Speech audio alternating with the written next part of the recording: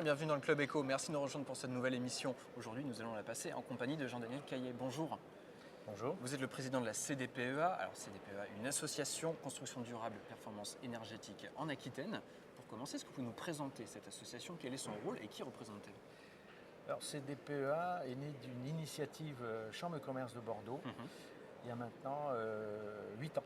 Oui. Et elle a été lancée et mise sur les fonds bâtiments en 2006 à Akibat. D'accord. Et pour nous c'est un anniversaire. Et là se rejoignent, j'ai envie de dire, tous les acteurs de l'acte de construire. D'accord. L'idée c'est ce que nous avions identifié, c'est que l'industrie du bâtiment allait vivre une mutation, et c'est pas fini, parce qu'on a démarré en 2006, mais il y a une prochaine RT, hein, il y a eu 3 RT, 2000, Oui. 2005, 2012, mais c'est pas fini, quoi. On est dans un TGV, et l'Europe nous y pousse, hein, de toute façon, et nous appliquons ça dans nos règles françaises. Et on a réuni, donc, dès 2006, grâce, j'ai envie de dire, à Il y avait une envie de la filière il y avait une envie. Alors, au départ, il y avait un étonnement. De quoi vous vous mêlez, quoi. Non, la performance énergétique, oui. Est-ce que c'est un vrai sujet? Est-ce que c'est pas un sujet pour Bobo? Ces mots ont été dits. Est-ce que, oui, est-ce que ça a vraiment un intérêt? À part que certains de nos représentants, dont FFB, CAPEB, Chambre des métiers, le Cobati, l'Ordre des archis, l'UNTEC, l'ARIA, enfin, tous les acteurs étaient là. Ouais. Et certains, au bout de 3 réunions, nous ont dit, ben oui, nos correspondants à Bruxelles, en 2006, nous ont dit que le sujet allait être dans la course. On est avant Grenelle, je vous le rappelle. Et donc là, on s'est mis au travail, et voilà. Donc on a d'abord, pendant une année, préfiguré cet assaut, et l'histoire a montré qu'on ne s'était pas trop trompé, quoi, parce que, je veux dire, les réglementations sont là. D'accord. Alors l'idée, c'est d'informer les acteurs, de les former peut-être aussi et d'être un lieu d'échange. Voilà, alors je vais reprendre. Donc, l'idée en 2006, avec le président Laurent Courbut, c'est de lancer des projets d'intérêt général. C'est le rôle d'une chambre. Et là, sous la nouvelle mandature, c'est mon 2e mandat à la chambre, je suis délégué au développement durable, c'est de cross-fertiliser. Je reprends un terme de notre président qui nous a dit, nous élus, essayez chaque fois que vous le pouvez dans vos associations de cross-fertiliser. On est bien là en train de cross-fertiliser, et c'est vrai qu'il y avait peut-être des habitudes d'être un peu en tuyau de poêle. Et là maintenant, pour faire un bâtiment qui réponde aux normes, c'est une approche plutôt systémique. Ouais. Et donc on est là à mettre les acteurs autour de la table pour justement former. J'ai envie de dire, il y a normalement, les FFB, CAPEB ont leurs institutions. Mais nous, on est là pour former et informer. On est à la marge des formations, mais en tout cas pour accompagner le coup d'après. D'accord. Hein, il va y avoir cette fameuse notion de RGE, reconnu garant de l'environnement. Oui. Ben oui, on est là aussi, quoi. Même si les fédés sont là, l'Ordre des archis et autres. Hein. Donc voilà. Okay. Qui innove aujourd'hui? Est-ce que ce sont les entreprises, ce sont les groupements, est-ce que ce sont les labos de recherche, effectivement? Qui innove? L'innovation est partout. Elle est dans les process. L'innovation, CDPEA est une innovation. Au départ, on a été, oui, une innovation, c'est-à-dire dans l'approche systémique de cette thématique. Et donc, il n'y a pas qu'une innovation de produit, et il y a une innovation globale. Et si on parlait d'innovation de produit, nous avons aujourd'hui à peu près entre 25 et 30 industriels qui sont à nos côtés. On a, nous, à peu près 160 adhérents. Et ils innovent en permanence. Et donc, l'idée, c'est là aussi, c'est d'être peut-être ce lieu où, au lieu d'aller, je sais pas, moi, chez mon marchand de matériaux habituel, ben, peut-être avoir un message neutre, un message qui va inclure un autre produit et qui ne veut pas se contenter, j'ai envie de dire, de faire le visiteur médical, quoi. D'accord.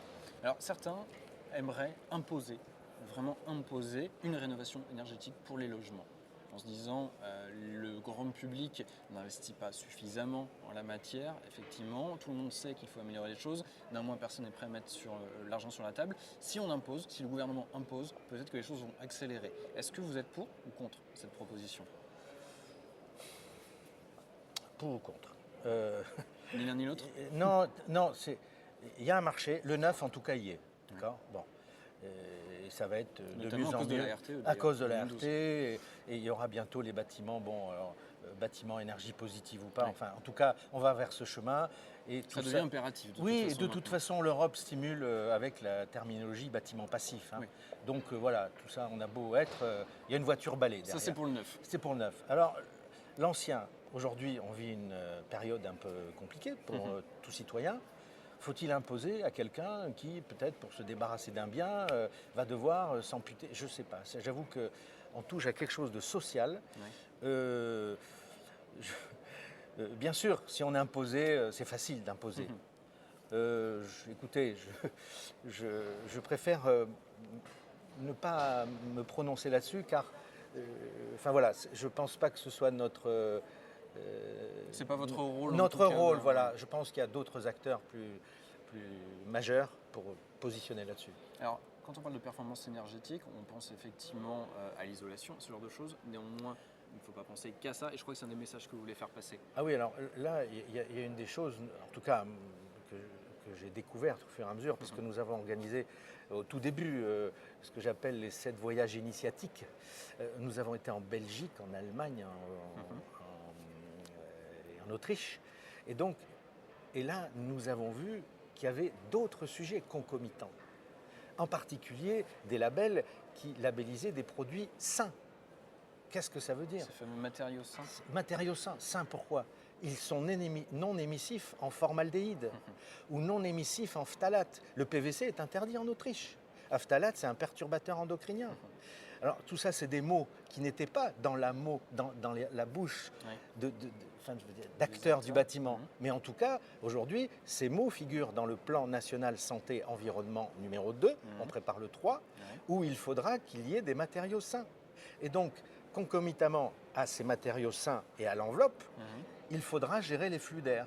Et donc, il y a un vrai sujet qui va avec l'étanchéité à l'air.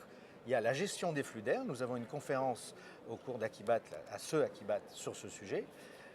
Les ventilations, car c'est deux choses, les ventilations. C'est bien évidemment nous apporter un air sain pour nos 26 mètres carrés d'alvéoles. Je parle bien de 26 mètres carrés d'alvéoles qui respirent. Et il faut aussi gérer un flux d'énergie. C'est-à-dire, cet air est aussi récupéré en énergie.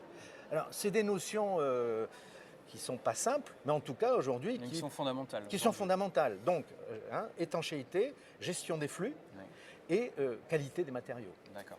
Alors, vous allez nous parler, si vous le voulez bien, pour terminer, d'un concours que vous avez lancé fin 2013, qui est allé au-delà de vos espérances, je crois qu'on peut le dire comme ça.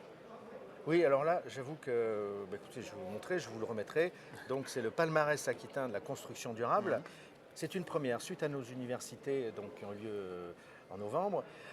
On avait lancé un concours pour dire, bon, c'est bien, nous, on a vu dans nos mains, passer dans nos conférences, sensibilisation, à peu près 10 000 acteurs. On ne parle pas de 10 000 touristes. 10 000 acteurs. Non, je dis ça, c'est des gens, des hommes de l'art, d'accord, qui vendent des archis aux artisans, en passant par voilà. L'intégralité de la filière. L'intégralité de la filière, des bureaux d'études et j'en passe. Et donc, nous avons lancé ce concours. Nous pensions, pour nous, une réussite, entre 20 et 25 projets, pour nous, eût été une satisfaction, vu que c'était le premier. Figurez-vous que ce concours a levé 42 projets. Mais magnifique, 42 projets qui touchent aussi bien les bâtiments collectifs, les maisons individuelles, les bâtiments tertiaires et les équipements publics. Et là, nous avons organisé un concours pour des lauréats, c'est toujours sexy. Et là, nous avons donc pris un jury qui est composé de 12 membres, très large. Et là, j'ai envie de dire, grosse surprise, des projets magnifiques.